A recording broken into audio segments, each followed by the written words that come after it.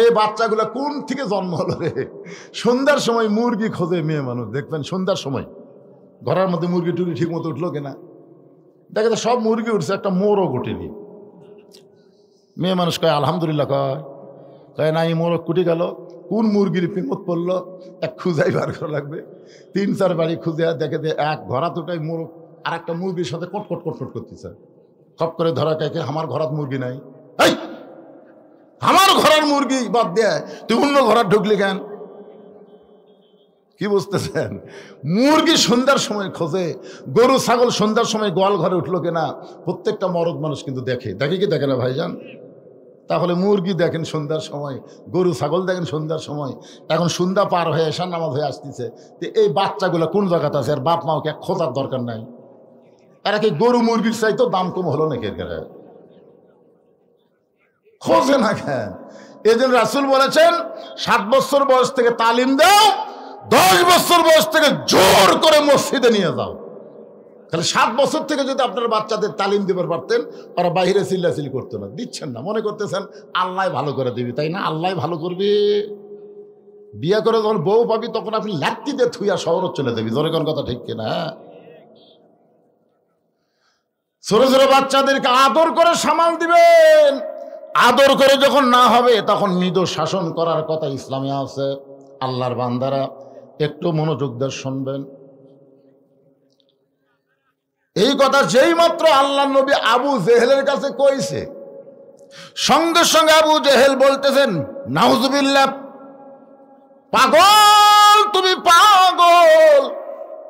এতদিন জানতাম তুমি আধা পাগল, কিন্তু আজকে বুঝলাম তুমি পুরা পাগল। রাসূল বলে চাচা আমার মধ্যে পাগলামি কি দেখলেন?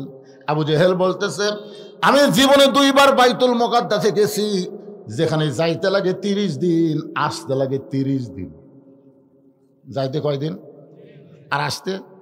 আর তুমি কইলে আজকে রাত্রেবেলায় বাইতুল মুকাদ্দাসে নামাজ পড়াছা, সেখান থেকে 7 আসমান পাড়ি দিয়ে আল্লাহর কাছে গেলে আল্লাহ তোমার 5 ওয়াক্ত নামাজ দিল, সে নামাজ রাতারাতি ফেরত এসে সকালবেলায় গাঁজা খড়ি গল্প তুমি হক শুনেলে।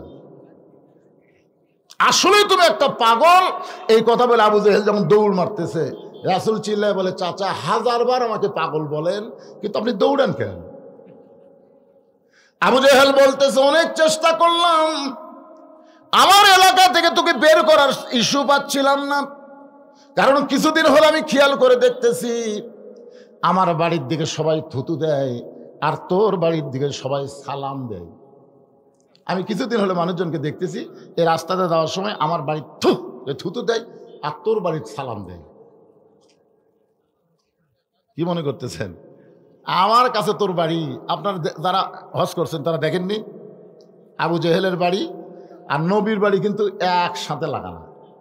বর্তমানে আবু জেহেলের বাড়ি হচ্ছে বিশাল পায়খানা, আর আল্লাহ নবীর বাড়ি হচ্ছে কি লাইব্রেরি। কিছুদিন আগে সাবেক প্রধানমন্ত্রী হাসিনার একটা কল রেকর্ড ফাঁস হয়েছিল, আপনারা শুনছেন?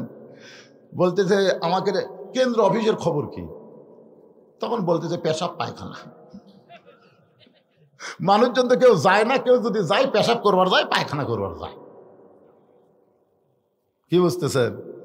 নমুনা কিছুটা বোঝা যাচ্ছে না? বুঝতে পারতেছেন না আপনারা? হ্যাঁ, আবু জেহেল ইস্যু খুঁজতেছিল, আমার বাড়ির দিকে থুতু দেয়, তোমার বাড়ির দিকে সালাম দেয়। এত ভালো মানুষ, আমার বাড়ির কাছে আমি থাকতে দিব না, তাড়ায় দিব, কিন্তু ইস্যু পাচ্ছিলাম না। আজকে যখন পাইছি, এক দৌড়ে হযরত আবু বকরের বাড়ির দরজায়, সকালবেলা আবু বকরের দরজায় গিয়ে ডাক দিছে, আবু বকর, আবু বকর তুমি বাড়িতে আছো কিনা? হযরত আবু বকর চমকে গেছে। এত বড় নেতা এই সকালবেলায় আমার বাড়ির দরজায়, মনে হয় নেতা ভোটার না আছে। দেখবেন বড় বড় নেতারা সাধারণ মানুষের দরজার যখন আসবে তখন বুঝবেন কে রে 5 বছর শেষ হয়ে গেছে। এরা কিন্তু সহজে আসে না, এরা আসে 5 বছর পর পরে। জোরে কোন কথা ঠিক কথা কন না কে? আর আল্লাহর কোরআনের নেতা যারা হবে এরা কোনো সময় সংসদে বসার চান্স পাবে না। দিনের বেলা রাতের বেলা ঘুরে ঘুরে মানুষের দুঃখ কষ্ট তারা দেখবে, তাদের সামনে আল্লাহর কোরআন এসে বলবে, ইয়া আইয়ুহাল্লাযীনা আমানুত্তাকুল্লাহা হাক্কা তুকাতিহি ওয়া লা তামুতুন্না ইল্লা ওয়া আনতুম মুসলিমুন। কি বড় নেতা হইছো?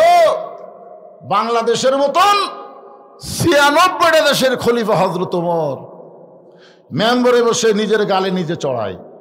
ওসমান গনি বলে, আমিরুল মুমিনিন আপনি কি পাগল হয়ে গেলেন? নিজের গালে নিজে চড়াচ্ছেন কেন? ওমর ফারুক বলে, ওসমান কিছুক্ষণ আগে আমার নফস আমাকে ধোঁকা দিয়েছে, মিন শাররিল ওয়াসওয়াসিল খান্নাস। আমাদের সকলের ভিতরে খান্নাস আছে না নাই? জোরে কান আছে না নাই?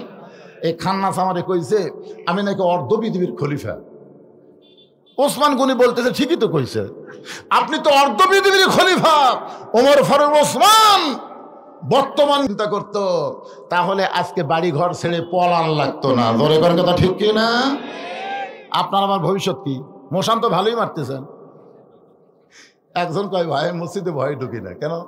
মসজিদের বারান্দার খাটনি তো, তো খাটনি দেখলে আমার খালি মরার কথা খেয়াল হয়, এদের মসজিদে যাই না ভাই। কত বড় শয়তান রে! মসজিদের খাটনি দেখলে ওর মরার কথা খেয়াল হয়, এই জন্যই মসজিদে যায় না। আমাকে ভবিষ্যৎ কি? ওই খাটনি ওটা কি জন্য বানাতে হতো? এমনি এমনি মশান মারতেছেন 4তলা 5তলা বাড়ি করে। কি হনুরে হামাক নামাইকে, একটা ভূমিকম্প দিলে তুই নামবো না, তোর বাপ নামবি। তোর এখন কথা ঠিক কি না? একটু মনোযোগ দিয়ে শুনবেন। আবু বকর চমকে উঠছে, এত বড় নেতা সকালবেলায় আমারে ডাকতেছে। দরজা খোলে বলে, নেতা খবর কি? আবু জেহেল বলতেছে, তোমার নবী যে পাগল হয়েছে তুমি জানো? আবু জেহেল বলে যাচ্ছে তো নবীর কাছে, নবী কিছুই কয়নি, মনে করছে নেতা কিছু না করলে কর্মী মনে হয় একই। সঙ্গে সঙ্গে আবু বকর চিৎকার করে বলে, আবু জেহেল যেই কথা একবার বলেছ, এ কথা যদি দ্বিতীয়বার,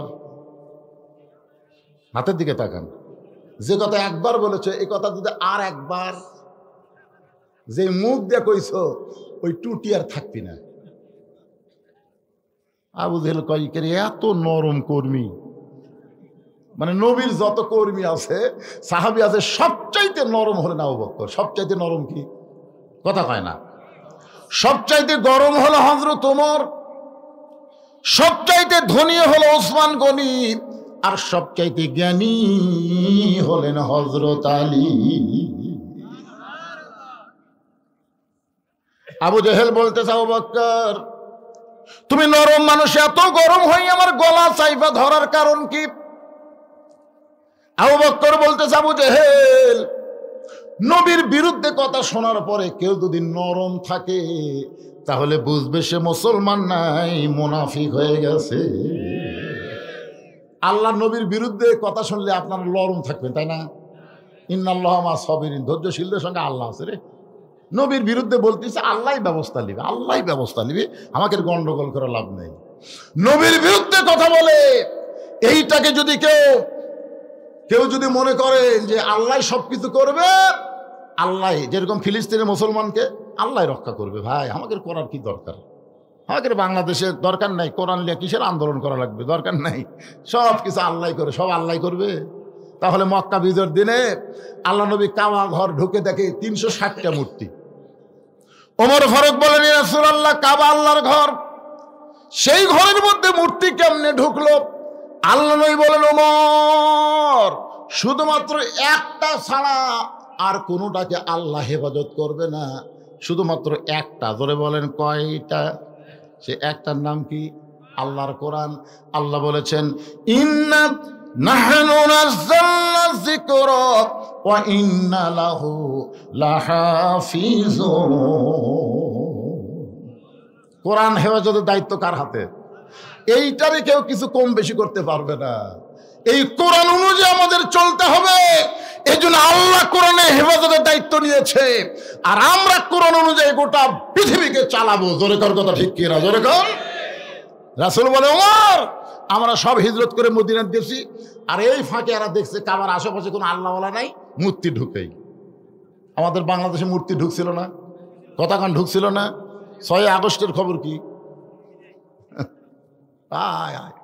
12,000 টাকার জন্যে একটা মা তার এতিম বাচ্চাকে বিক্রি করে দেয়। সেটা একটা 12,000 টাকার জন্য অভাবে একটা মা তার সন্তানকে বেচে, আর সেই দেশের টাকার 400 কোটি টাকা দিয়ে মূর্তি বানায়। বাংলার মানুষ কিছুই কয় না, মনে করছিল ওরা মূর্তিকেও মানে নিছে। কিন্তু 6 আগস্ট একটা মূর্তিও নাই, যেটা ভাঙ্গে না গলার দড়ি লাগে ভাঙ্গিছে। তোর কথা কর না কেন ভাই? বুলডেজার দিয়ে ভাঙ্গিছে। ভাঙবুরে কে রে পাগলা, তা জানিস না বাংলাদেশের মুসলমান তুই ময় না, সুযোগ পাইলে এরা যে ইব্রাহিমের যোগ্য সন্তান এটা মাঠে ময়দানে দেখায় দিবে। জোরে কোন কথা ঠিক কে না? মিল্লাতাম আবিকুম ইব্রাহিম ওয়া সাম্মাকুমুল মুসলিমিন। এখন বলেন ঘর কার? কাবা ঘর কার? মূর্তি ঢুকালো কে? আল্লাহ তখন কি করলো? অনেকে বলে হুজুর মসজিদ আল্লাহর, আল্লাহ হেফাজত করবে। মুয়াজ্জিন এশার নামাজ পড়ে গেছে, তালা দেয়নি, সকালে এসে থেকে মাইক নেই। আপনারা বলেন তো সমস্ত মুসল্লি আল্লাহ ধরবি না মুয়াজ্জিন ধরবি? কথা কর না কেন? ঘর কার? তো মুয়াজ্জিন ধরবেন কে? হ্যাঁ, মুয়াজ্জিন কি দেয়নি? ও চাবি দেয়নি, তাহলে মুয়াজ্জিনের দোষ। বাংলাদেশও আল্লাহর ভাই, আমাদের হাতে আল্লাহ এরকম একটা চাবি দিয়ে গেছে, নাম হলো কোরআন। জোরেকার কথা ঠিক কিনা? সেই কোরআন শরীফ কাফনের মধ্যে বান্ধা থুয়ে মানুষের আইন দিয়ে বাংলাদেশ চলাবেন, আর বলবেন এই মুসলমান হয়ে মর্ম কি? এটা মামা বাড়ি মনে করছে? একটু মনোযোগ দিয়ে শুনবেন।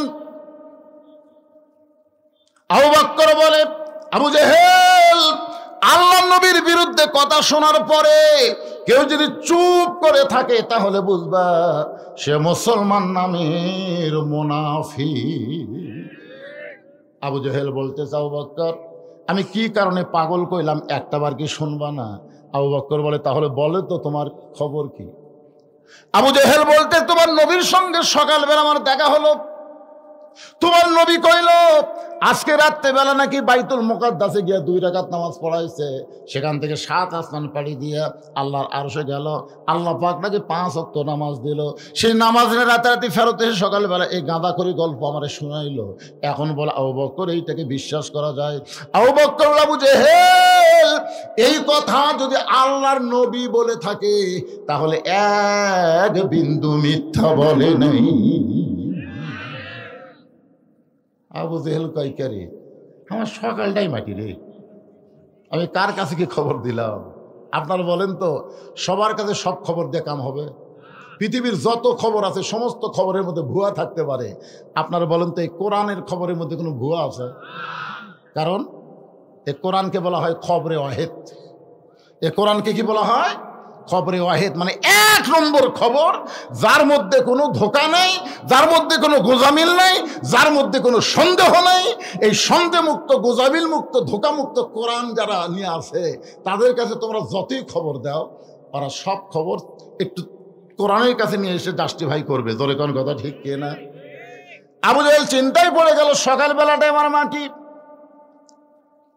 আবু বকর এক দৌড়ে আল্লাহ নবীর কাছে, নবী কাবার হেলান দিয়ে কাঁদতেছে, রুমালটা চোখের পানি মুছে দিয়ে বলে, রাসূলুল্লাহ আজকের খুশির দিন আপনি কেন কাঁদতেছেন? আজকে রাত্রেবেলা নাকি আপনি বাইতুল মুকাদ্দাসে নামাজ পড়াছেন, আজকে রাত্রেবেলা আল্লাহর 7 আসমান পাড়ি দিয়ে আল্লাহর আরশে গেলেন, আল্লাহ পাকের সঙ্গে আপনার নাকি দেখা হলো, আল্লাহ পাক আপনাকে 5 ওয়াক্ত নামাজ দিল, আবার রাতারাতি ফেরত এসেছে। নবী কান্দেন, আবু বকর এই খবর তোমাকে কে দিল বাবা? এই খবর তোমাকে কে দিল? বলে সকালবেলায় আবু জেহেল আমারে দিল। রাসূল বলে, আবু বকর তোমার কি বিশ্বাস হয়? আবু বকর নবীর চোখের পানি মুছে দিয়ে কপালে চুমা দিয়ে বলে, নবী গো সাদ্দাকতা, এক বিন্দু মিথ্যা নয়। সঙ্গে সঙ্গে নবী মুসকে হাসি দিয়ে দাঁড়িয়ে গেলেন। এক টানে আবু বকরকে বুকের মধ্যে নিয়ে কবরে চুমা দিয়ে বলে, আবু বকর, আবু জেহেল আমাকে পাগল বলে যাওয়ার পর থেকে আমার চোখ দিয়ে পানি পড়তেছিল, কিন্তু তুমি যখন সাদ্দাকটা বলেছো আর আমার কোনো কষ্ট নেই। আল্লাহ বলে, হাবিব, যে আবু বকর সাদ্দাকটা বলে আপনার কষ্ট দূর করে দিল, সে আবু বকরকে আপনি কি দিবেন? রাসূল বলে, আল্লাহ, আমার তো দেওয়ার মতন কিছুই নাই, আমি কি দিব আল্লাহ, আমার দেওয়ার কিছুই নাই। আল্লাহ বলে, হাবিব রে, আপনার চোখের পানি মুছে দিয়া মুখে হাসি ফুটানোর জন্য আমি আল্লাহ তাআলা তাকে সিদ্দিক ডিগ্রি দিয়া দিলাম। ইয়া আইয়ুহাল্লাযীনা আমানুত্তাকুল্লাহা ওয়া কুনু মা'আস সাদিকিন। কি বুঝলেন মুমিনেরা, ইমানদাররা শোনো, আল্লাহর ভয় যদি তোমাদের কলিজার মধ্যে রাখতে চাও, ওয়াকুনু মা'আস সাদিকিন, তাহলে সত্যবাদী সিদ্দিকের সাথে হও। এখন আপনারা বলেন তো, আবু জেহেলের সাথে হবেন না আবু বকরের সাথে হবেন? বুঝে শোনা কন, কিন্তু আবু জেহেল, আবু জেহেল নামের আগে আবু, তারপরে জেহেল, নামের আগে আবু, তারপরে বকর। একটা বকরের বাপ, একটা মূর্খের বাপ। আপনারা এখন কার সাথে হবেন, আবু জেহেল না আবু বকর? কারা কারা আবু বকরের সাথে হবেন? দুই হাত তুলে আমার আল্লাহকে দেখান, লিল্লাহি তাকবীর, হাত নামান। আর কারা কারা আবু জেহেলের সাথে হবেন? আবু জেহেলের এক একটা হাত ওঠেনি, মাশাআল্লাহ। আবু জেহেলের বাড়ির কাছে কিন্তু কাবা, এক ওয়াক্ত নামাজ পড়েনি। আপনাদের মসজিদের পাশেও কিন্তু বাড়ি আছে, আছে না নাই? এদের এখানে আছে না নাই? মসজিদ থেকে আকামত শোনা যায়, তাও আসে না। আপনার বলেন তো, মসজিদের কাছে বাড়ি, নামাজ পড়ে না, ওই কার দল? আর আবু বকরের দল হলে সে তো বাড়িতে থাকতে পারবে না। আজকে ওয়াজের পরে দেখা যাবে যে আপনাদের মসজিদে মুসল্লি বাড়লো না আবু জেহেলের দল বাড়লো। একটু মনোযোগ দিয়ে শুনবেন। চারিদিক থেকে সাহাবীরা আসা শুরু করলেন।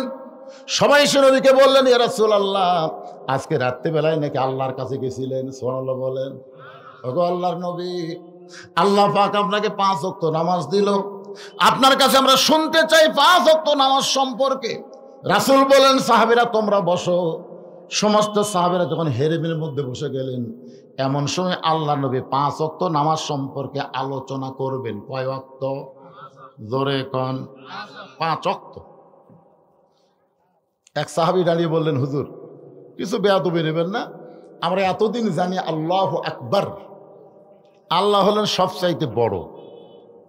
আল্লাহর চাইতে বড় কিছু কন, আল্লাহর চাইতে বড় কিছু? তাহলে আপনার সাথে যে আল্লাহর মেরাজ হলো, ওই জায়গাটা কত বড়? মানে যে জায়গায় আল্লাহর সাথে আপনার দেখা হলো, সাক্ষাৎ হলো, এই জায়গাটা কত বড়, যেটি আল্লাহ আঁটলো, আপনিও আঁটলেন। আমরা এতদিন জানতাম আল্লাহর চাইতে বড় কিছু নাই, আজকে বুঝতেছি আল্লাহ যে জায়গায় বসে আছে, মানিস্তাওয়া আলাল আরশ, আল্লাহ আরশে অধিষ্ঠিত আছেন, সে আরশ বড় না আল্লাহ বড়? আপনাদের কি ধারণা, কোনটা বড়? হ্যাঁ, আমি যে সিয়ারত বসে আছি, এখন যদি আপনারা কোন হুজুরই বড়, তাহলে আসলাম কিভাবে? এখন যদি মনে করেন হুজুর দিয়ে খেয়াল করে সিয়ার বড়, কেমনে কইবার? কিন্তু যেটা ঠিক সেটা বলা লাগবে তো। এখন আপনারা বলেন সোফা বড় না আমি বড়? এই ক্যাঙ্কার বড় হলাম, তাহলে আসলাম কি করে? না সেটা না, এর মধ্যে আমি যে বসে থাকি আপনাদের সাথে ওয়াজ করতেছি, আপনার যদি বলেন হুজুর আমাকে এত বড় রে, কিন্তু হুজুর যদি বসলো সে জায়গা কত বড়, হুজুর থেকে একটু বড় না হলে কি আঁটে? এক ভাই বলতেছে আপনার মশলা আর আল্লাহর মশলা ভিন্ন, কিন্তু আমরা তো এটি জান বেড়াচ্ছি, জোরে কর কথা ঠিক করে, জান বেড়াসেনি এখানে মশলা না। আমরা বিশ্বাস করি আল্লাহর চাইতে বড় কিছু, কিন্তু আল্লাহ তো কোনো একটা জায়গাত আছে না, এটা বিশ্বাস করেন না? আল্লাহকে কোনো জায়গাত নাই, তো যে জায়গাত আল্লাহ আছে সেই জায়গা তো অবশ্যই আল্লাহর চাইতে বড় হওয়া লাগবে, তাছাড়া আল্লাহ আটটি কি করে? আল্লাহ রাসূল বলেন, এজলেস বসো, তোমার প্রশ্নের উত্তর দেওয়া হবে। ওমর ফারুক বলেন, ইয়া রাসূলুল্লাহ, এই 5 ওয়াক্ত নামাজ সম্পর্কে একটু আমাদের বলেন। রাসূল বলেন ফজরের ফরজ হলো 2 রাকাত, সূর্য উদয়ের আগে পড়া লাগবে। ওই ফজরের ফরজের সালাম ফিরানোর পরে আর কোনো সুন্নত নফল নাই। ফজর নামাজের সালাম ফেরানোর পরে সূর্য উদয় হওয়ার আগে আর কোনো সুন্নত নফল। সূর্য যখন পশ্চিম দিকে হেলে যাবে এমন সময় 4 রাকাত নামাজ জামাতের সঙ্গে আদায় করা লাগবে। ওই নামাজটা হলো জোহরের নামাজ। সূর্যের পাওয়ার যখন এমন সময় 4 রাকাত নামাজ জামাত আদায় করা লাগবে। ওই নামাজটা হলো আসরের নামাজ। সূর্য অস্ত যাবে, অল্প সময়ের মধ্যে গল্প শেষ করা লাগবে। 3 রাকাত নামাজ, ওই নামাজটা হলো মাগরিবের নামাজ। রাতটা যখন গাঢ় হবে অন্তত অন্ধকারের মধ্যে নিজের অঙ্গ প্রত্যঙ্গ নিজেও ঠিক মতো দেখতে পাবেন না, এমন সময় যে নামাজটা হবে 4 রাকাত ফরজ জামাতের সঙ্গে, ওই নামাজটাই হলো এশার নামাজ। তাহলে সর্বসাকল্যে কয় ওয়াক্ত? এক বক্তা ওয়াজ করতে বলতেছে আল্লাহর সাথে মোবাইলে যদি যোগাযোগ করবার চান তাহলে আমার কাছে নম্বর আছে। প্রত্যেকটা শ্রোতা কয় কে রে, আল্লাহর সাথে মোবাইলে যোগাযোগ করলে বক্তার কাছে নম্বর আছে? বক্তা অন্য লাইনে ওয়াজ করে আর নম্বর কয় না। শেষে হুজুর কি ফাজলাম ওয়াজ করছেন, আল্লাহর সাথে যোগাযোগ করার নম্বর আছে? কয় আছে তো, 24434। হুজুর 24434 মানে ফজরের 2 রাকাত, জোহরের 4, আসরের 4, মাগরিবের 3, এশার 4। এই 5 ওয়াক্ত নামাজ পড়ো। আসসালাতু মিরাজুল মুমিনিন, মুমিনদের জন্য নামাজ হচ্ছে মিরাজ। নামাজের মাধ্যমেই মুমিনরা আল্লাহর সঙ্গে যোগাযোগ রাখতে পারবে। জোরে করে সুবহানাল্লাহ। খুব খেয়াল করবেন, ওমর ফারুক বলতেছে রাসূলুল্লাহ হুজুর আপনি যদি বলেন তাহলে আমি প্রশ্ন করতে পারি, যদি আপনি বলার সুযোগ দেন, তৌফিক দেন। রাসূল বলে ওমর কি প্রশ্ন করবা? বলে ফজরের ফরজ 2 রাকাত জোর, জোহরের ফরজ 4 রাকাত জোর, আসরের ফরজ 4 রাকাত জোর, এশার ফরজ 4 রাকাত জোর, কিন্তু মাগরিবের ফরজ 3 রাকাত বেজোর হওয়ার পিছনে কারণ কি? কারণ 5 ওয়াক্ত নামাজে সবই জোর হলে ভালো হয়, সবই জোর, কিন্তু এই মাগরিব 3 রাকাত হলো কেন? প্রশ্ন। এখনো তো নামাজ শুরু হয়নি, বুঝলেন? কেবল প্রশ্ন হচ্ছে। নামাজ সম্পর্কে ওয়াজ করবে রাসূল, আর সাহাবীদের মধ্যে একটু কথা হচ্ছে আর কি। আল্লাহ রাসূল বলেন সাহাবীরা রে শোনো, এই মাগরিবের 3 রাকাত নামাজ যখন আল্লাহ আমাকে লাইলাতুল মিরাজে দিচ্ছেন, তখন আমি আল্লাহকে প্রশ্ন করেছিলাম, আল্লাহ কোন সাহাবী কেউ যদি আমাকে প্রশ্ন করে যে ফজর 2 রাকাত হলেও জোর, জোহর 4 রাকাত জোর, আসর 4 রাকাত জোর, এশা 4 রাকাত জোর, কিন্তু মাগরিব কেন বেজোর, তাহলে আমি কি উত্তর দিব? আল্লাহ বলেন হাবিব আপনার উপর যেই কোরআন আমি নাজিল করেছি, যেই কোরআন আমি নাজিল করেছি, কোরআনের মধ্যে একজন নবী আছে, সেই নবীর নাম হলো ইয়াকুব নবী। ধরে বলেন কোন নবী? নাম শুনছেন? ইয়াকুব নবী বাস করিতেন কেনানে, সবার চাইতে ভালোবাসতেন ইউসুফকে। এই গান গাইলে কি গুনাহ হবে? মাঝে মাঝে 2-1টা গান টান না হলে কিরকম হয়? খান না, সবাই একটু হো করে খান, না পারলে হো করেন। বারে ইয়াকুব নবী বাস করিতেন কেনানে, সবার চাইতে ভালোবাসতেন ইউসুফকে। ইয়াকুব নবী নির্জনে বসে আল্লাহর কাছে বলতেছেন, আল্লাহ আমার 12টা সন্তান, সর্বসাকুল্য আমার সন্তান হলো 12টা, 2টা সন্তান এত ভালো আর 10টা এত খারাপ কেন হলো? সর্বসাকুল্যের সন্তান কয়টা? 12টা। ধরে কোন কয়টা? তো 2টা সন্তান এত ভালো, বনিয়ামিন আর ইউসুফ এত ভালো, আর এই 10টা এত খারাপ কেন হলো? আল্লাহ বলে ইউসুফ সন্তান ভালো মন্দ হওয়ার পিছনে তোমার কোনো দায়িত্ব নেই। তোমার বউ কয়টা? আল্লাহ আপনি জানেন না, আমার 2 বউ। আল্লাহ কয় তোমার যে বউ ভালো, সে বউয়ের পেট থেকে যে 2টা সন্তান আছে, এই 2 সন্তান ভালো, আর তোমার যে বউ খারাপ, ওর পেটের থেকে যে 10টা মাল বাড়াছে, এরা হলো। এই জন্য ভাইজান ভাবিয়া করিও কাজ, করিয়া ভাবিও না। যাকে তাকে বিয়ে করবেন না, বিয়ে করার আগে চিন্তা করা লাগবে যে এটা আমার বউ হলে এর ভিতর থেকে যে সন্তানগুলো আসবে, এই সন্তানগুলো কেমন হবে। একটু চিন্তা ভাবনা করার দরকার আছে না? হ্যাঁ, আপনারা তো বিয়ার পরে ভাবেন, বিয়ার পরে ভাবা কাম হবে না, তো আগেই ভাবা লাগবে। একজন নেপোলিয়ান বলেছে, ভালো একটা সন্তান যদি চাও তাহলে ভালো একটা মায়ের দরকার। জোরে বলেন, কিসের দরকার? ভালো একটা মায়ের দরকার। ইয়াকুব নবী 2টা বিয়ে করেছিলেন, একটা বউ ভালো বলে তার পেট থেকে 2টা সন্তান জন্ম নিয়েছে। সন্তান 2টা ভালো, একটা নাম হলো বনিয়ামিন, একটা নাম হলো ইউসুফ। আর 10টা সন্তান অন্য বইয়ের পেট থেকে হয়েছে, সন্তান 10টা খারাপ। আমার মায়েরা যারা পর্দার অন্তর আছেন, অনেকক্ষণ হলে আপনার চিন্তা করতেছেন হুজুরকে আমরা শুনতেছি, কিন্তু হুজুর তো পর্দার কোনো কথা বলতেছে না। আল্লাহ কোরআনে বলেন, অকরনা ফি বুয়ুতিকুন্না ওয়ালা তাবাররুজনা তাবাররুজাল জাহিলিয়াতিল উলা। আমি পর্দার ওয়াজ যত করি কাম নাই, কোনো লাভ হবে না। পর্দা ওয়াজ করলে মেয়েরা পর্দা নিশে হবে না, পর্দাকে আইন হিসাবে সমাজে চালু করতে হবে। ধরে কোন কথা ঠিক কিনা? পর্দা না মানলে কি হবে? বহু ওয়াজ করলাম, কিন্তু কাম হচ্ছে না। তো ঘরের মধ্যে শুটকি মাছ রাখছে, বিড়ালকে দাওয়াত দেওয়া লাগবে। যদি ঘরে শুটকি মাছ আছে, বিড়াল তোমার দাওয়াত দেওয়া লাগবে না। বিড়ালের নাকের সঙ্গে চলে আসতেছে, এসে দেখে দরজা খোলা। দরজা খোলা দেখে বিড়াল ঘরের মধ্যে ঢুকে দেখে খাটের তলে পাতিলে শুটকি আছে, তার উপর ঢাকনা নেই। আপনার বলেন তো বিড়াল কি বিসমিল্লার টাইম পাবি? ওই বিসমিল্লা ছাড়াই সমানে শুটকি খায়।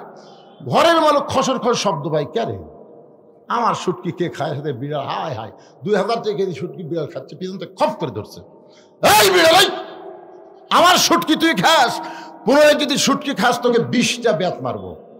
একটা ব্যাত মারলে বিড়াল মরবি, কিন্তু 20টা ব্যাতের আইন দিয়ে বিড়ালকে ছাইড়া দিছে, কিন্তু দরজা জানলা আগের মতোই খোলা থছে। আপনার বলেন তো 20টা ব্যাতের কথা বিড়ালের খেল থাকবি?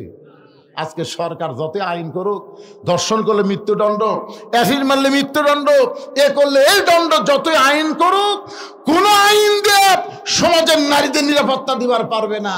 নারীদের নিরাপত্তা দিবার গেলে দরজা জানলা বন্ধ করে শুটকি যেমন হেফাজত করা লাগবে, মেয়েদেরকে পর্দার আইন বলবৎ করে মেয়েদেরকে হেফাজত করা দরকার। জোরে কথা ঠিক কি না? ফাতেমার ওয়াজ কম করছি আমি, ইউটিউবে গিয়ে দেখেন, আমার মতন মেয়েদের জন্য এত ওয়াজ কোনো বক্তা করেনি। যত ওয়াজ আমি করছি, ফাতেমার ওয়াজ, হায় হায় কি ওয়াজ রে! কিন্তু যা আসলো তাই। আজকেও দেখলাম, এর আগেও কেশরটা আসছি, আজকেও আছে, আজকের দিকে আর বেশি ব্যাপার তা। আগে তো দেখে নাক ঢাকা দৌড় মারতেছিল, আজকে দেখে আর কাশি আসতেছে, হায় হায়। কাছে এসে এটাই বুঝবি রে, মাথা নষ্ট হয়ে যান। তার মানে বোঝা গেল, মেয়েদেরকে যদি ভালো করতে চান, ওয়াজটা ভালো করা যাবে না, পর্দার আইন চালু করতে হবে বাংলাদেশে। জোরে কথা ঠিক কথা বলেন। 10টা সন্তান রক্ত মাখা জামা নিয়ে ইয়াকুব নবীর সামনে দাঁড়ায় বলতেছে, বাবা বহু চেষ্টা করলাম, ইউসুফকে আমরা বাঘের হাত থেকে বাঁচাবার পারলাম না। তবে ইউসুফকে না বাঁচাইলে কি হবে বাবা, এই জামা আমরা রক্ষা করছি। আচ্ছা বলেন তো কথাটা কেমন লাগলো? যে বহু চেষ্টা করলাম, ইউসুফকে বাঘের হাত থেকে আমরা বাঁচাবার পারলাম না, কিন্তু আমরা জামা বাঁচাছি। ইয়াকুব নবী বুঝলেন যে এটা একটা ষড়যন্ত্র চলতেছে। জামা হাতের মধ্যে নিয়ে ঘরের মধ্যে গেলেন, হাতের মধ্যে নিয়ে ঘরের মধ্যে গিয়ে, আল্লাহ আমার 10টা সন্তান ইউসুফকে নিয়ে ষড়যন্ত্র করতেছে, আল্লাহ আমি বাবা হইয়া দোয়া করতেছি, আমার সন্তান যেখানে থাক তুমি হেফাজত করো। সুবহানাল্লাহ কর না কেন? কে দোয়া করছে? বাপ ছেলের জন্য। এটা কিন্তু দয়াল বাবা না। আমরা তো দয়াল বাবার কাছে দোয়া লিবার যাচ্ছি, ট্রাকে ট্রাকে গরু, বগুড়া থেকে যাচ্ছে ট্রাকে ট্রাকে। ভাই কোথায় যাচ্ছেন? দোয়া করবেন হুজুর, আমরা বাবার দরবারে যাচ্ছি। বাবার দরবারে? কে তোর বাপ মা নাই? বুড়া বুড়া আছে। বাপ মা বুড়া বুড়া আছে, ওই বাবার দরবারে গরু নিয়ে যাচ্ছে। আর যাওয়ার সময় ঝাঁকি দিয়ে চলতেছে, আমার দয়াল বাবার দরবারেতে কেউ ফিরে না খালি হাতে।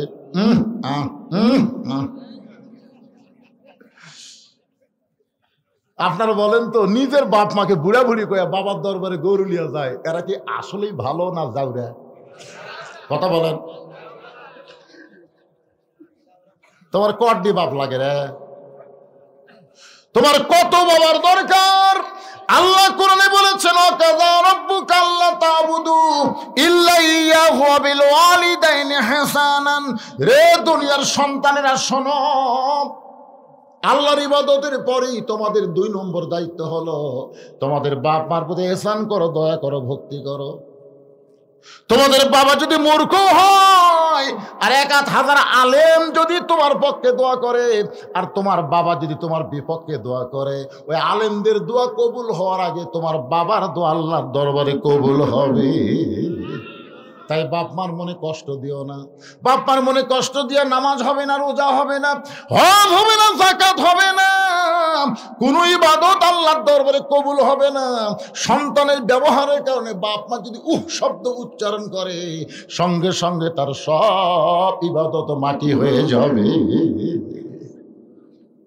সাহাবেরা বলে, ইয়া রাসূলুল্লাহ, বহু চেষ্টা করলাম, আলকামার জবানে কলেমা উচ্চারণ হয় না, বহু চেষ্টা করলাম গো নবী, এরপরও আলকামা সব পয়েল কিন্তু কলমা উচ্চারণ করে না।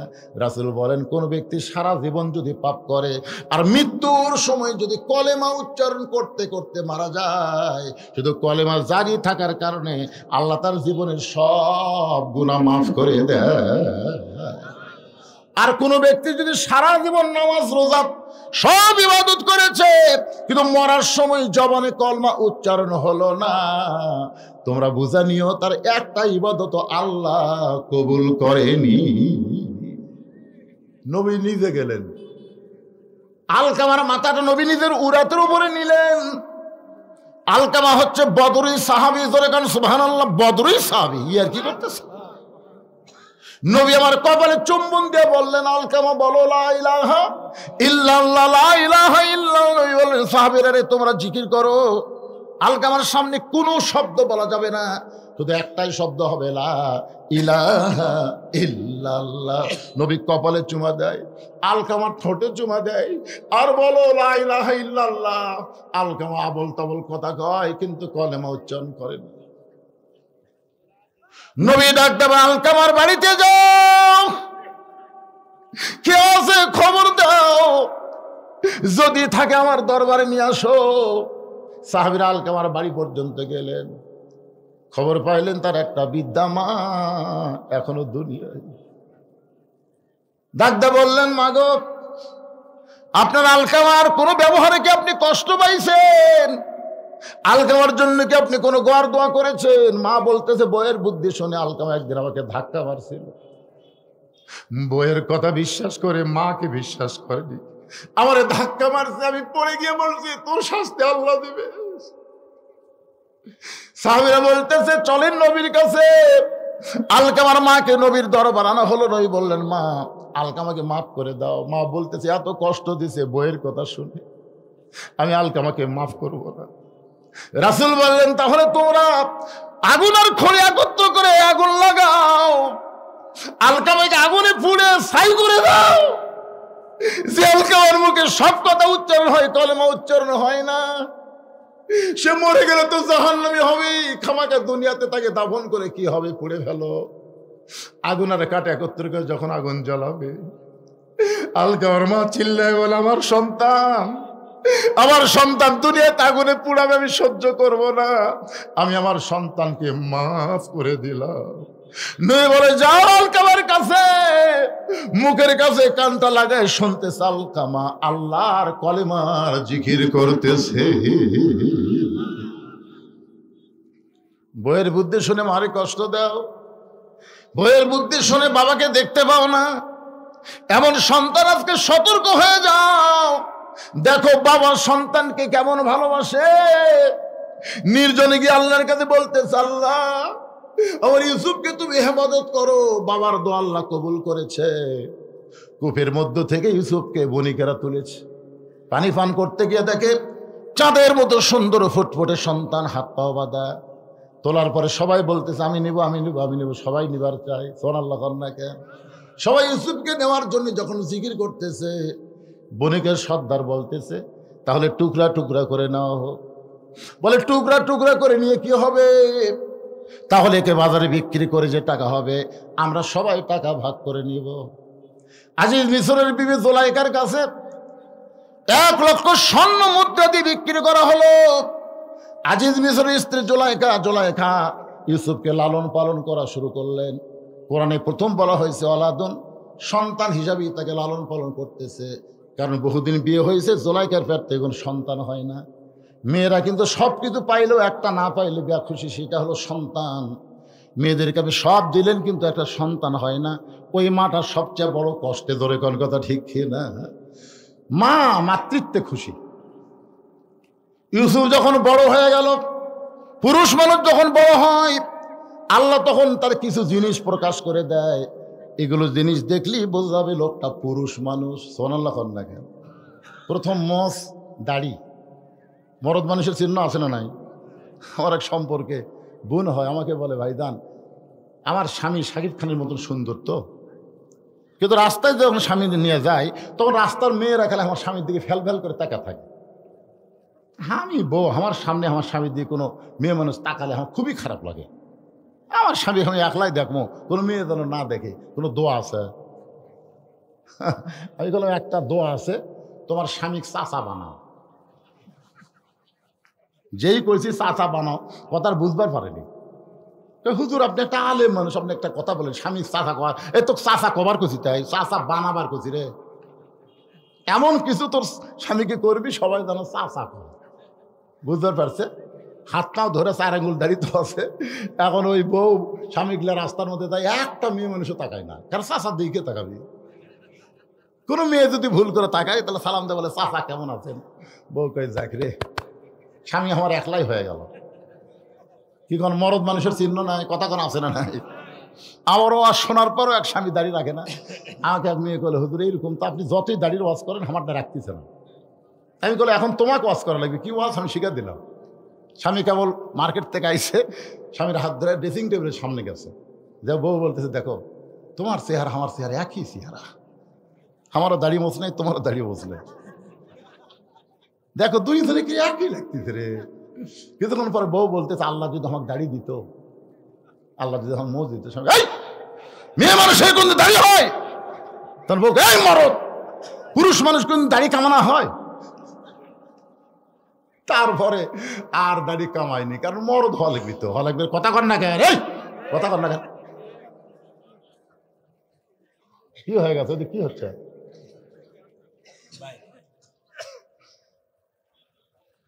আল্লাহর বান্দার একটু মনোযোগ দিয়ে শুনবেন। ইউসুফের দিকে তাকায় জুলাইখা দেখতে পাই পুরুষ মানুষ। সুবহানাল্লাহ। এতদিন সন্তান হিসেবে লালন পালন করেছে, এখন পুরুষ সত্য প্রকাশ পাচ্ছে। ছোট বাচ্চা নাবালক অবস্থায় পর পুরুষের কাছে একই বিছানায় রাখা যায়? জোরে কন, জায়েজ? পর পুরুষের কাছে বা যাদের কাছে একটা যুবতী মেয়ে মানুষ ঘুমানো যাবে না, তাদের কাছে নাবালক সন্তানকেও রাখা যাবে না। কারণ মিন শারিল ওয়াসওয়াসিল খান্নাস, একসময় শয়তান বলবে, মুখ হাতটা দেখবে আর তো দাড়ি মুছ কিছু নেই, তখন শয়তান একটা বিপদত ফেলে দিবি। দেয় কি দেয় না? কোন এরকম হয় না? তো এই জন্যে নাবালক একটা ছেলেকে একটা পুরুষের কাছে একই বিছনায় রাখা যাবে না। দুইটাই যদি বালক হয় তখন দুই ধরনের দাড়ি মোছ হচ্ছে, তখন শয়তান উঠে আসে মাঝখানে এসে কোনো খবরদারি করবে না। দাড়ি মোছ উঠছে ইউসুফের। মিন শারিল ওয়াসওয়াসিল খান্নাস। জুলাইখার শয়তান বলতে, জুলাইখা আজিজ মিশর বুড়া হয়ে গেছে, কি তরতাজা যুবক, ইউসুফ তোর কে হয়? ইউসুফ তোর কে হয়? জুলাইখা বলে আমার সন্তান। কোন পক্ষে? শয়তান বুঝাচ্ছে কোন পক্ষের সন্তান? বলে কোন পক্ষেরই না। তাহলে আনন্দ কর।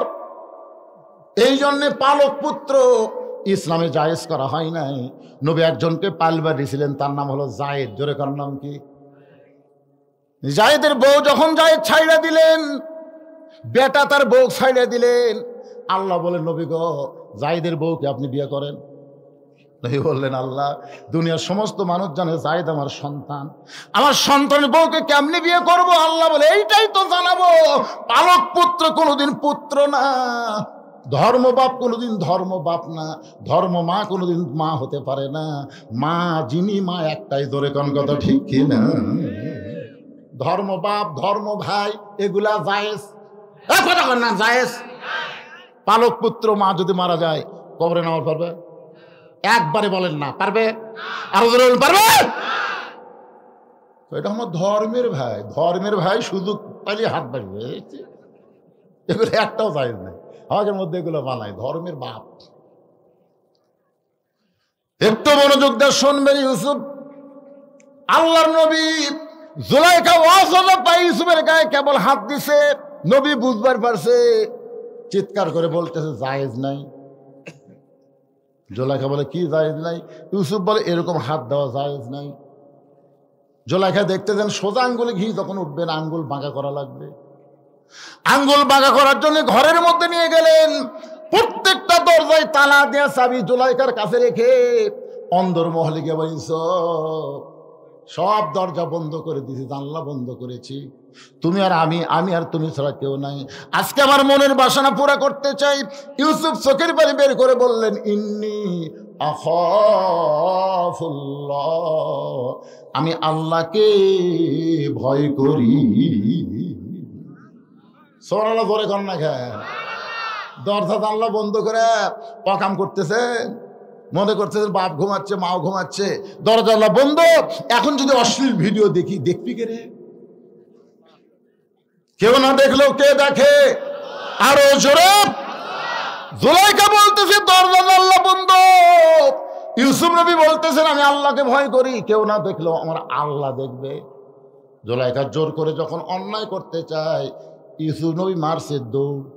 জুলাইখা বলে, লাভ নাই, কারণ তালা মারছি, চাবি আমার হাতত। চাবি কার হাতত? জুলাইখা বলে, চাবি আমার হাতে, দৌড়ায় কোনো লাভ নাই। ইউসুফ চিৎকার করে বলেন, নাসরুম মিনাল্লাহি ওয়া ফাতহুন করিব ওয়া বাশশিরিল মুমিনিন। চাবি ছাড়াই তালাগুলো খুলে যায়, সমস্ত দরজার তালা অটোমেটিক যখন খুলে যায়, শেষ দরজায় জুলাইখা এক দৌড়ে গিয়া ইউসুফের পিছনের কাপড় খামচে ধরছে। এত চেষ্টা করে মনের বাসনা পুরো করবো, তুই করতে দিবি না, তখন ছাড়বো না। ইউসুফ আল্লাহর ভয়ে জামা ছিঁড়ার কথা চিন্তা না করে যখন চলে গেছে, জুলাইখা দেখলো এত কিছু করার পরে যখন ইউসুফকে বসে আনতে পারলাম না, তখন চলে গেছে রাজ দরবারে। আউলা ঝাউলা চুল, মেয়ে মানুষ ইচ্ছা করলে সই পারে না। কারেন্টের ফ্যান বন্ধ করে দিয়ে স্বামীকে বাতাস করতেছে। স্বামী কয়, কে গো, কারেন্ট নাই? আছে তো, কারেন্ট থাকতে তুমি তাল পাকার দিয়ে বাতাস করো? বলে, এই কারেন্টের ফ্যানই তো আমার সতী, ওই আমাকে জান্নাতের জবাব দিবি না, এই জন্য বন্ধ করেছে, আপনাকে বাতাস করে আমি জান্নাতের জবাব চাই। স্বামী কয়, আল্লাহ রে, একটা বউ পাচ্ছি রে। কিছুক্ষণ পরে ডান হাতে বাতাস করে, বাম হাত দিয়ে স্বামী চোখের ভুরু টানতেছে, কপাল টিপতেছে। স্বামী কয়, আরে এত খেদমত। কিছুক্ষণ পরের দিকে কান দিচ্ছে। স্বামী কয়েছে, কি হয়েছে? না কান্দো কে? কান্দার কারণ হলো তোমার বুড়া বাপ, তোমার বুড়ি মা আমার কলজা জ্বলে গেছে। তুমি যখন ব্যবসা করবার দাও, চাকরি চাও, অফিসে যাও, তখন এই বুড়া বুড়ি আমার খালি থবে। এত কষ্ট করে আমি কেমনে আছি কলজা তুমি জানো? তাই কয়ের বাতাস করে। কলজা, এই বুড়া বুড়ির সাথে যদি তুমি থাকবার চাও, তাহলে আমার বাপের বাড়িতে পাঠিয়ে দাও। আর যদি হামাকলে সোনার সংসার করবার চাও, সোনার, তাহলে ওই বুড়া বুড়ি বাদ দিয়ে আমাকে ভিন্ন হওয়া লাগবে। তুমি কি কবা কও, ওমা আলাইনা ইল্লাল বালাক, মানে আমার যা ওয়াজ আছে তোমাকে শুনালাম, এখন তোমার ওয়াজ কি? সঙ্গে সঙ্গে স্বামী লাভ দিয়ে উঠছে, ওয়াসাইনাল ইনসানা বিওয়ালিদাইহি ইহসানান হামালাতুহু উম্মুহু, আল্লাহু আকবার, লাভ দিয়ে উঠছে। বউ কয়, কি হলো, লাভ দিয়ে উঠলেন কেন? কয়, তুই কি ব্যাগ টু গোছাছু না গুছা দেবো? ব্যাগ গুছা দিবেন মানে তুই বাপের বাড়ি যাবো না? তোর বাপের বাড়ি যা, তোর তো বেশিক্ষণ থোয়া যাবে না, তুই আল্লাহর গজব। আমার বাপ মায়ের বিরুদ্ধে কথা বলিস, তুই তো গজব, তোর তো বেশিক্ষণ থোয়া যাবি না রে, যা যা। নয় তো 3 তালাক দে ফাটামো রে, যা। তুই কোন গাড়ির যাবো? তালাকের গাড়ির ছোড়া বাপের বাড়ির যা। বউ দৌড়ে এসে স্বামীর পা ধরে বলতেছে, আপনার পরীক্ষা করলাম, আপনি আসলে আল্লাহর ওলি। এবার ওলি হাসা হে, মেয়ে মানুষ কিন্তু আলা ভালা কালা বহু জানে, কি জানে, কথা কন না কেন, কে জানে না? আগামী বছর থেকে আমার দাওয়াত দিবার দিবি, এটা বাদ দেয়। স্বামীদের কাছে তাদের বাপ মার বিরুদ্ধে কোনো ওয়াজ করো না। তোমার বাপের জন্য, তোমার মায়ের জন্য তোমার স্বামী কত কি করে একটাবার খেয়াল করে দেখো। তোমার বাপের জন্য কি করতেছে, তোমার মার জন্য কি করতেছে, আর তার মায়ের জন্য, তার বাবার জন্য তুমি কি করলে? বাংলাদেশ 70-80 জন জামাই তার শ্বশুর শাশুড়িকে ভালোবাসে। বাংলাদেশ 20 জন বৌমা তার শ্বশুর শাশুড়িকে ভালোবাসে না। ধরে কথা কর না, এটা আমার বাপের, এটা আমার মায়ের, এটা আমার ভাইয়ের, খালি তোর 14 গোষ্ঠীর গল্প করিস কারা। আমাদের আগামী 2 তারিখে 5 মেলা হবে। আমার বউ আমাকে বলতেছে, আমার এইগুলা মোবাইল করেন, 3-4 বার করে। আমি কর্ম না কেন? তুই তো একটাবার আমার গুলার কথা কইস না। তোর গুলার কথা ঠিকই কস। মরদ মানুষ একটু চালাক হওয়ার দরকার আছে না? দরকার আছে না? নাই আলা ভোলা কালা জোলাই খায় এক দৌড়ে রাজ দরবারে, চোখের পানি নিয়ে কান্দার বলে, একটু চেষ্টা করার কারণে বাঁচলাম, নসেদ আজকে পড়ে গেছিলাম। সমস্ত বিচারক বলে, মা কি বিপদ? বলে, ইউসুফ আমাকে ধর্ষণ করবার চাইছিল, ইউসুফ আমাকে ধর্ষণ করবার চাইছিল। বহু চেষ্টা করে ইউসুফের হাত থেকে আমার ইজ্জতকে আমি বাঁচাইছি। সমস্ত বিচারক বলতে, মা কোনো টেনশন করেন না, অবশ্যই ইউসুফের বিচার হবে, কোনো টেনশন করেন না, অবশ্যই ইউসুফের বিচার হবে। আপনারা বলেন তো, জোলাইখা অভিযোগ করলো আর বিচারপতিরা বললো অবশ্যই বিচার হবে। এখানে তদন্তের দরকার আছে না নাই? যেরকম আছে না নাই? তদন্ত ছাড়াই বিচার। একটু মনোযোগ দিবেন। আমাদের বাংলাদেশে 15.5 বছর খালি থানাত অভিযোগ দিছে, তদন্ত না করায় সমান তালে বিএনপি জামাতের লোকজন ধরছে। তোর কথা ঠিক না? ময়না টিয়া বউলে শুতিছে, বউলে কেবল শুতিছে, ইতিমধ্যে পুলিশ। ও বাবা রে, আমরা যদি এখন কিছু একটু বিরুদ্ধে কই, অনেকে কই হুজুরা ফেলে কাম পাইনি। এই কাম পাইনি মানে বাড়ির থাকতে দেয়নি, আলুর বাগুরের মধ্যে ঘুম পাড়া লাগছে। দরকার কথা ঠিক না? কত কষ্ট করলাম, আর 2-1টা কথা অ্যাঙ্গেলে বললি তোর কি কলটা বাজে কেরা? কি অভিযোগ, খালি অভিযোগ দিলে হবে, কোনো তদন্ত নেই। পরের দিন সমস্ত বিচারকেরা ফাঁকা জায়গায় বিচার করার জন্য ইউসুফকে হাজির করা হয়েছে। ইউসুফকে হাজির করে বিচারকের প্রধান বিচারপতি বলতে, ইউসুফ যে তোমাকে মায়ের মতন লালন পালন করলো, আজকে তুমি যুবক হয়ে তার সর্বনাশ করবার চাইলা, এইটা কেমন কথা ইউসুফ? এইটা কেমন কথা? যত মানুষ বিচার দেখবার আইছিল সব ইউসুফের দিকে তাকায় চিন্তা করে, এই ভালো মানুষটা কোনোদিন এই অন্যায় করতে পারে? সাইদি হুজুর নারী নির্যাতন করতে পারে, ধর্ষণ করবার পারে, মানুষ খুন করবার পারে? এই ভালো মানুষটা, এই ভালো মানুষ, কি সুন্দর চেহারা, কি সুন্দর দাড়ি, কি সুন্দর মাথায় টুপি, সবসময় বউকে কোরআন নিয়ে আদালতে যেত। ধরে কোন কথা ঠিক কিনা? এই মানুষটা। সমস্ত লোকে ইউসুফের দিকে তাকায় দেখে এই মানুষটা জুলাইখাকে ধর্ষণ করবে। চেহারা সুরত দিকে আমাদের বিশ্বাস হয় না, কিন্তু কি করবে, জবান বন্ধ। স্বৈরাচারের কাছে মানুষের জবানের কোনো দাম নাই। ধরে কোন ঠিক কিনা? কি বলবে? সবাই ফেল ফেল করে তাকাস। সবাই জানে এই মানুষটা কোনোদিন এই অন্যায় করতে পারে না, এই ধর্ষণের মতন কাজ এই মানুষ কোনোদিন করতে পারে না, এটা সবাই বিশ্বাস করে, কিন্তু জবান খুলতেছে না। কেউ যখন জবান খোলে না, এমন সময় মায়ের স্তনের দুগ্ধ পান করতে করতে 2.5-3 বছর একটা বাচ্চা বলতেছে, কে রে? ইউসুফকে তোমরা বিনা তদন্তে শাস্তি দেওয়ার চাও? তদন্ত করে দেখো জামার সামনে যদি ছিঁড়ে যায় তাহলে বুঝবা ইউসুফের দোষ।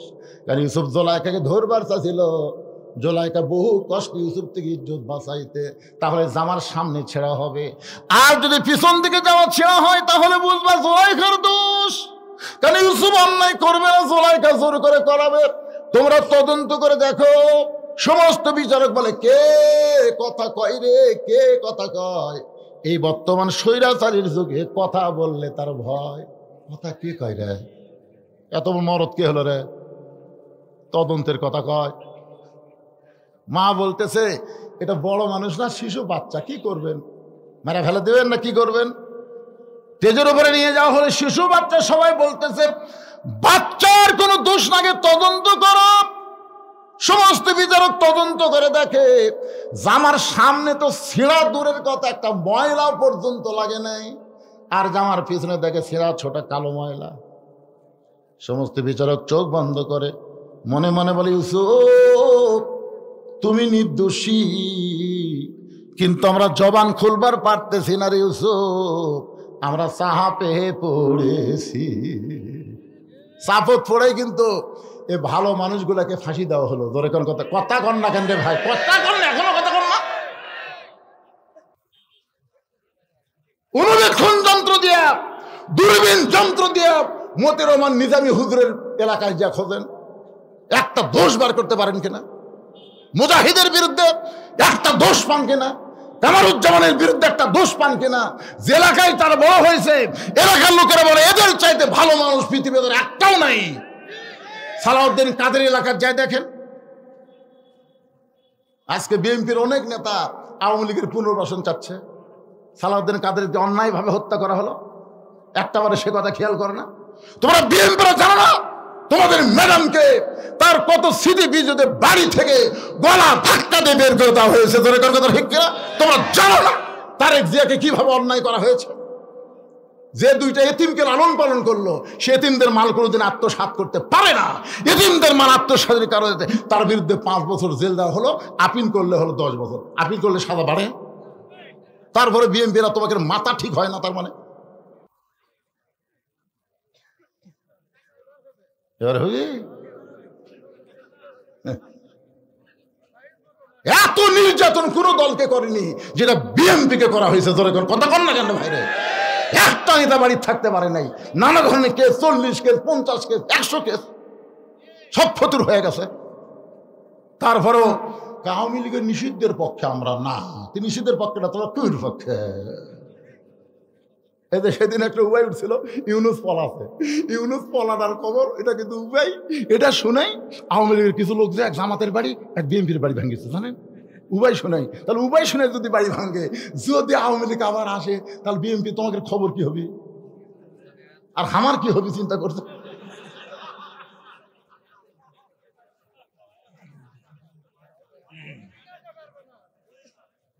আর যদি যদি কথা বলছে না, যদি আরে 40 ফেরা পাগলা। এই কয়দিন আগে একটা উবাই উঠছিল না, ইউনুস পলাছে, ভাঙবার গেছে পারে, সেটা ইউটিউব দিছে, দেখেন না আপনারা, দেখেন নি? হ্যাঁ, ধরাও খাসা। কি বিরক্ত হচ্ছে। মগরিবের সময় কিন্তু ওয়াজ কম হয় না ভাই, জানেন যে ঘড়ির দিকে তাকা থেকে ময়নারা, আমি যখন উঠছি 10 মিনিট, 6টা 10, এখন বাজতেছে 8টা, 1 ঘন্টা 50 মিনিট কিন্তু ওয়াজ হয়ে গেছে ময়না। রাত 10টার সময় ওয়াজ তোটে, 12টা পর্যন্ত ওয়াজ করলো। হুজুর 12টা পর্যন্ত ওয়াজ করলো রে, 12টা পর্যন্ত করলো রে, কিন্তু উঠলো কয়টায় রে। আর আমি যদি আজকে 8:30টায় শেষ করি, তাও কতগুলো তেল তালে বলবো এটা ওয়াজ হলো, তাহলে উঠলো আর নামলো, উঠলো আর নামলো। আরে কয়টা পর্যন্ত সেটা পরকার কথা, ওয়াজ কেবল মজিচ্ছে, হোহা করা লাগবে, এরকম মরাম মানুষের মতন ওয়াজ শুনলে হবে না। লিল্লাহি তাকবীর। মাগরিবের 3 রাকাত নামাজ কেমনে পাইলাম এইটা আপনাদের সামনে বলতেছি। কিছুক্ষণ পর আমাদের সামনে যে 4 রাকাত নামাজ আসতেছে, সেই নামাজটা হলো এশার নামাজ। জোরে বলেন কিসের নামাজ? এশার 4 রাকাত ফরজ কেমনে পাইলাম?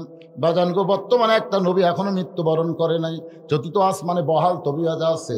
এই নবীর নাম হলো ঈসা পয়গম্বর। জোরে বলেন নাম কি? ঈসা পয়গম্বর। আল্লাহ যখন দুনিয়া থেকে আসমানে নিয়ে গেলেন, ঈসা বলতেছে, আল্লাহ মানুষ দুনিয়াতে মরার জন্য যায়, কিন্তু আমার তো মৃত্যু হলো না, আমার খবর কি? আল্লাহ বলে, ঈসা তোমার মৃত্যু হবে, তোমার মৃত্যু হবে। ঈসা বলে, আল্লাহ চতুর্থ আসমানে কেমন মৃত্যু হবে?